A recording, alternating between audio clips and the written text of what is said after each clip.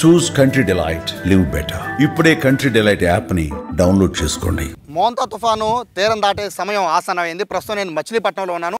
మచిలీపట్నంలో ఆకాశం ఒక్కసారి మీరు చూడండి ఎంత అద్భుతంగా ఉందో. తుఫాను తీరం దాటే సమయంలో వచ్చే కారు మబ్బులు ఇక్కడ చూస్తుంటే మొత్తం మచిలీపట్నం మొత్తాన్ని కమ్మేశాయి. చూడొచ్చు మొత్తం అంతా కూడా మచిలీపట్నం కాదు, ఇటు కాకినాడ దగ్గర నుంచి మొదలు పెట్టుకొని మొత్తం తీర ప్రాంతం అంతా కూడా మచిలీపట్నం నుంచి బాపట్ల వరకు కూడా మొత్తం అంతా ఇదే సిచ్యువేషన్ కనబడుతుంది.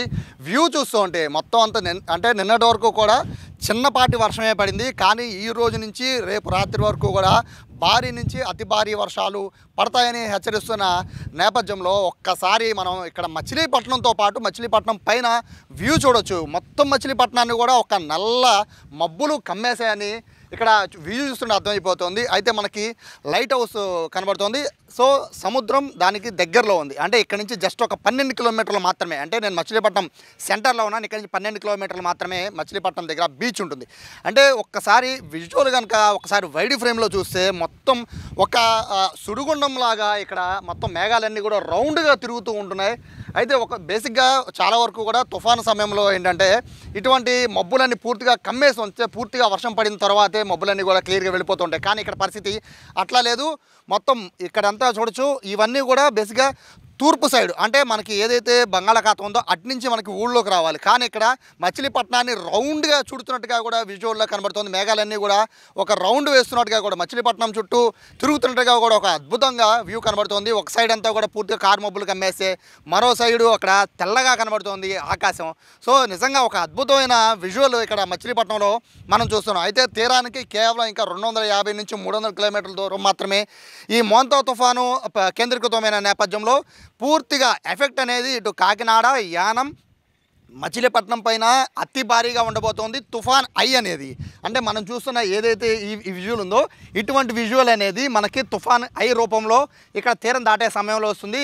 అది దాదాపుగా ఒక తుఫాన్ ఐ అంటే 50 నుంచి 70 కిలోమీటర్ల అది వైశాల్యంతో ఉంటుంది. అంటే ఒక తుఫానే దాదాపు 200-300 కిలోమీటర్ల వైశాల్యంతో ఉంటే అది ఐ మాత్రమే 50 నుంచి 70 కిలోమీటర్ల వైశాల్యంతో ఉంటుంది. అది ఎక్కడైతే తీరం దాటుతుందో అక్కడ పెను తుఫాను అంటే ఒక భారీ వర్షం, అతి భారీ వర్షం ఇక్కడ పడే అవకాశం ఉంటుంది. అది యానం దగ్గర నుంచి కాకినాడ, యానం, మచిలీపట్నం మధ్యలో అది తీరం దాటే అవకాశం ఉందంటున్నారు.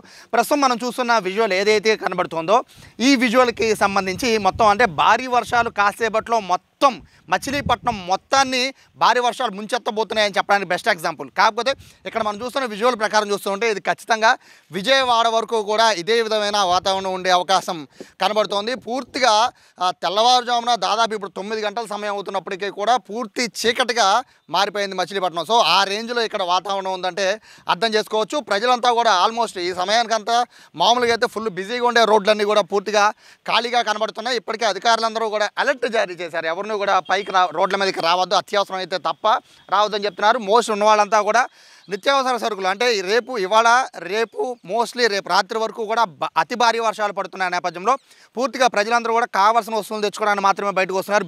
బిజీగా ఉండే రోడ్లన్నీ కూడా నిర్మానుషంగా మారిపోయాయి. మోంతా తుఫాన్ ఎఫెక్ట్ చాలా గట్టిగా ఉండబోతుందని చెప్తున్న నేపథ్యంలో ప్రస్తుతానికైతే సముద్రం అయితే అల్లకల్లోలంగా ఉంది. బీచ్లో రెడ్ అలర్ట్ని అయితే జారీ చేశారు. పర్యాటకులను కూడా ఎవరిని అయితే వెళ్ళనివ్వడం లేదు. మరోవైపు పునరావాస కేంద్రాలు కూడా భారీ సంఖ్యలోనే ఈసారి ప్రభుత్వం ఏర్పాటు చేసింది. మరోవైపు ఎన్డీఆర్ఎఫ్, ఎస్డీఆర్ఎఫ్ సిబ్బంది వచ్చేశారు. మరోవైపు కలెక్టరేట్లో కమాండ్ కంట్రోల్ రూమ్లు పెట్టేశారు. ఎక్కడికెక్కడ ప్రజలను అలర్ట్ చేస్తున్నారు. బయటకు ఎవరిని రానివద్దని చెప్తున్న నేపథ్యంలో ప్రస్తుతం అయితే మచిలీపట్నం దగ్గర పరిస్థితి అయితే అత్యంత భయానకంగా ఉంది. భారీ వర్షము విరుచుకుపడే అవకాశం అయితే ఖచ్చితంగా ఉంది. తుఫాన్ రూపంలో దాదాపుగా 24 గంటల పాటు ఎవరు కూడా బయటకు రాకుండా ఉండగలిగితే కనుక తుఫాను ఒకవేళ వచ్చినా కూడా ప్రమాదం తప్పే అవకాశం ఉంది. కానీ ఏవైతే పాత బిల్డింగ్లు ఉన్నాయో వాళ్ళు మాత్రం చాలా జాగ్రత్తగా ఉండాలని అధికారులు చెప్తున్నారు. ఓవరాల్గా చూసుకుంటే మచిలీపట్నంలో వాతావరణం అయితే చాలా అద్భుతంగా ఉంది. కానీ తుఫాను ముందు వచ్చే ఈ క్లైమేట్ చూస్తే అంతే భయంకరంగా కూడా ఉంది. కెమెరా పర్సన్ వినయ్తో సాయి, సుమన్ టీవీ, మచిలీపట్నం నుండి.